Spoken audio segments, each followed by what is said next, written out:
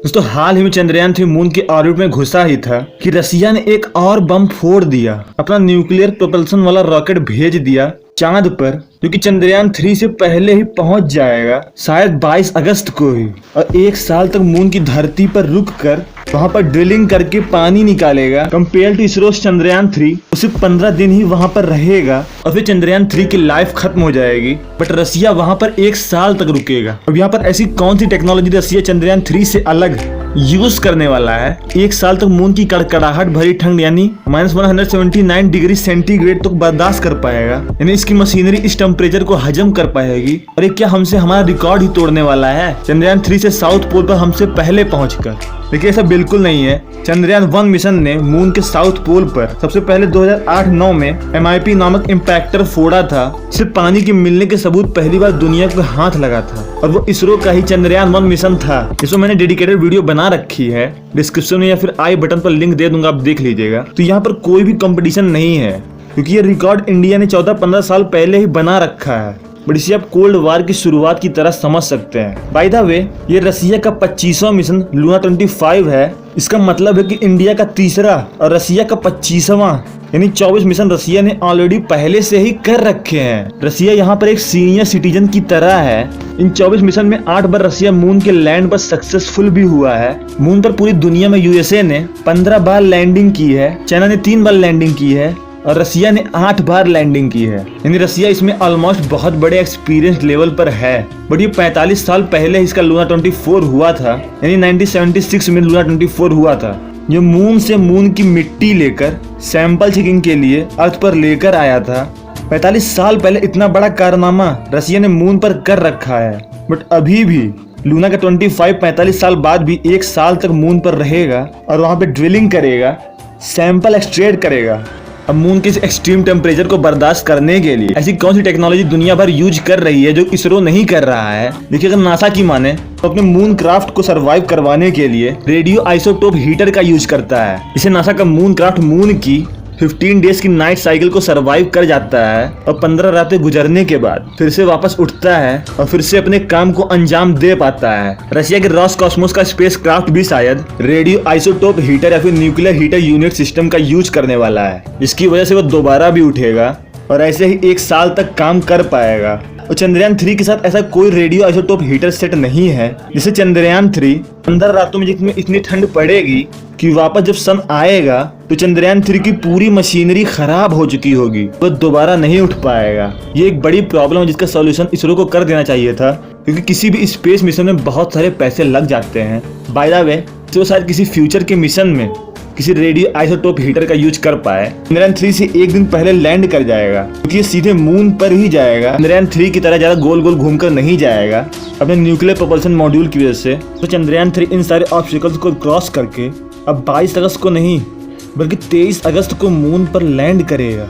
जी हाँ, क्योंकि चंद्रयान 3 की लैंडिंग की डेट अब 22 से 23 कर दी गई है और रसिया का लूना 25 हमसे 1 दिन पहले 22 अगस्त को ही लैंड करेगा।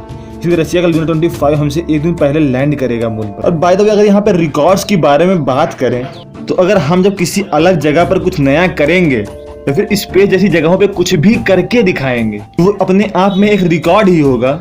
रिकॉर्ड एक कॉन्सिक्वेंस है कुछ नई तरह के साइंटिफिक अचीवमेंट का। इसके लिए कंपटीशन भी जरूरी है। अब यहाँ पे लूना 25 क्या क्या लेकर जा रहा है 1 साल तक सरवाइव करने के लिए, क्योंकि वो 1 साल तक रुकेगा तो बहुत सारे इंटरेस्टिंग चीजें भी करेगा। दरअसल सबसे पहले लूना 25 डिफरेंट देशों से पहले ये प्लान करवा चुका था। लूना 25 को रसिया लॉन्च नहीं करना चाहता था, बट कोरोना टाइम और रसिया यूक्रेन वॉर की वजह से ये डिले होता गया और स्पेशली रसिया और यूक्रेन वॉर की वजह से तो बाकी अदर देशों ने प्लान ही कैंसिल कर दिया था। तब रसिया ने इसे खुद के सोयूज रॉकेट से ही इसे खुद से ही लॉन्च करने का प्लान किया।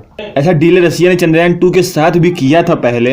लगभग 10-11 साल का डील है, नहीं तो ये चंद्रयान 3 की जगह चंद्रयान 4-5 का मिशन हम कर रहे होते। आपको डिटेल वीडियो अगर चाहिए तो क्या हुआ था तो इस वीडियो के डिस्क्रिप्शन में फिर चैनल पे आपको मिल जाएगा। बट रसिया इस लूना 25 में बहुत से इंटरेस्टिंग टूल भी लेकर जा रहा है। यहाँ पर लूना 25 इसमें से एक लेजर मास एनालाइजर लेकर जा रहा है जो कि लैंडर में ही फिक्स्ड होगा और लूना में एक स्कूप भी लगा होगा कि एक जेसीबी टाइप का लगता है। साथ में मून की मिट्टी निकाल कर उस पर साइंटिफिक एक्सपेरिमेंट कर करके, जैसे कि मून की मिट्टी में आइस कंसंट्रेशन या फिर किसी अदर केमिकल एलिमेंट्स का कितने परसेंटेज मात्राएं हैं और उन मिट्टी में क्या क्या है, ये सब पता करेगा। इंफ्रारेड स्पेक्ट्रोमीटर है, बहुत से कैमराज हैं जो पूरे मिशन पर अपनी नज़र रखेंगे और साल भर अच्छी तरीके से देख पाएंगे।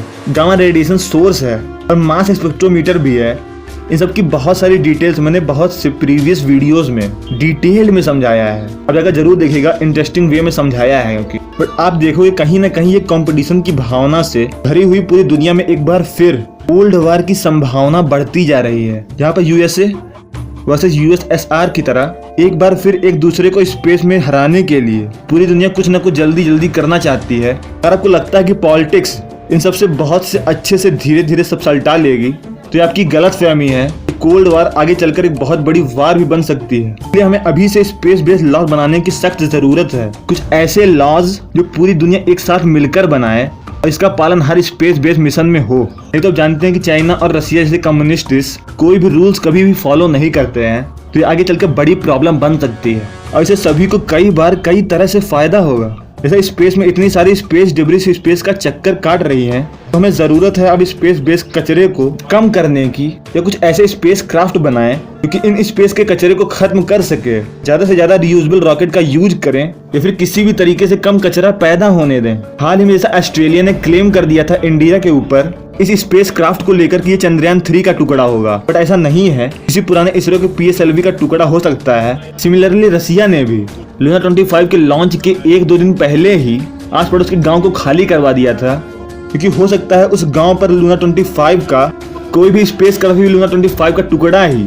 गिर जाएगा तो कल्याण हो जाएगा। इसीलिए हमें अभी से स्पेस बेस्ड लॉ पर सख्ती से काम करने की सख्त जरूरत है। हालांकि कई देशों ने मिलकर स्पेस बेस्ड डिब्रीज पर स्पेस लॉ पर कोई मेजर लॉ सामने नहीं आया है, सॉल्यूशन निकालने पर काम किया है, बट यहाँ पर भी कोई स्पेसिफिकली इसके लिए पूरी दुनिया को साथ मिलकर काम करना होगा, भी काम चलेगा। और ऐसे रॉकेट साइंस बेस्ड नॉलेज को इंडिया में बढ़ाने के लिए चैनल की प्लेलिस्ट को विजिट करिए। और चंद्रयान 3, चंद्रयान 2, चंद्रयान 1 इन सब पर मैंने एक सेपरेट वीडियो बनाई है। और भी बहुत सारी वीडियो चंद्रयान 3 की फ्यूचर पर बेस्ड है। सारी वीडियोस को देखने के लिए डिस्क्रिप्शन में मैं लिंक दे दूंगा, आप जरूर देखिएगा। थिंक फॉर यू को सपोर्ट करने के लिए जॉइन बटन को भी प्रेस करिए।